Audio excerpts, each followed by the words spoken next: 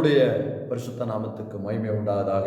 இந்த நாளிலே தேவன் கொடுக்கிற வார்த்தை சங்கீதங்கள் புஸ்தகம் 34வது அதிகாரத்திலே 8வது வசனத்தை தேவன் நமக்கு தருகிறார்.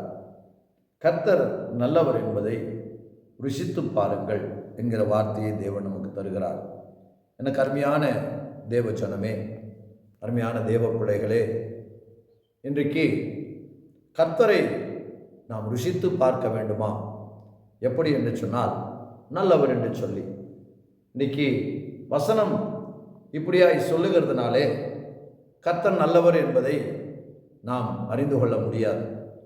இன்றைக்கு ஒரு பதார்த்தத்தை, ஒரு இனிப்பு பொருளை நாம் அதை எடுத்து சாப்பிட்டு பார்த்தால்தான் அந்த பதார்த்தம் எப்படி இருக்கிறது என்பதை நாம் தெரிந்து கொள்ள முடியும். இனிப்பு என்கிற ஒரு சுவையை நான் இனிப்பாக இருக்கிறது என்று சொன்னால், சாப்பிடாத நீங்கள் இனிப்பு எப்படி இருக்கும் என்று கேட்பீர்கள். ஆனால் அதே அந்த இனிப்பு பலகாரத்தை நீங்கள் சாப்பிடும்போது தான் அந்த இனிப்பு என்பது, அந்த சுவை என்பது எப்படி இருக்கும் என்று அறிந்து கொள்ள முடியும்.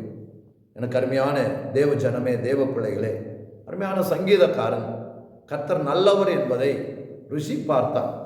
ருசி பார்த்ததுனால தான் அவன் சொல்லுகிறான், கர்த்தர் நல்லவர் என்பதை ருசித்து பாருங்கள் என்று சொல்லி.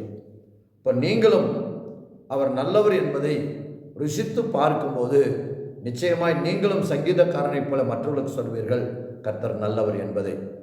காட் இஸ் குட் என்று ஆங்கிலத்தில் சொல்லப்பட்டிருக்கிறது. நாம் ஆராதிக்கிற தெய்வம், நாம் வணங்குகிற கர்த்தர் எப்பொழுதும் நமக்கு நல்லவராகவே இருக்கிறார். எப்பொழுதும் நல்லவராகவே இருந்து அவர் நன்மை செய்ய நமக்கு போதுமானவராய் இருக்கிறார்.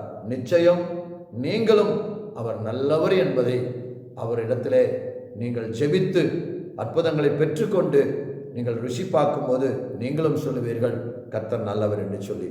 நிச்சயமாய் கர்த்தர் எப்பொழுதுமே நல்லவராயிருக்கிறார். இந்த நல்லவர் என்பதை நீங்கள் ருசித்து பார்த்து மற்றவர்களுக்கு சொல்லுங்கள். கர்த்தர் உங்களை ஆசீர்வதிப்பாராக. ஆமென்.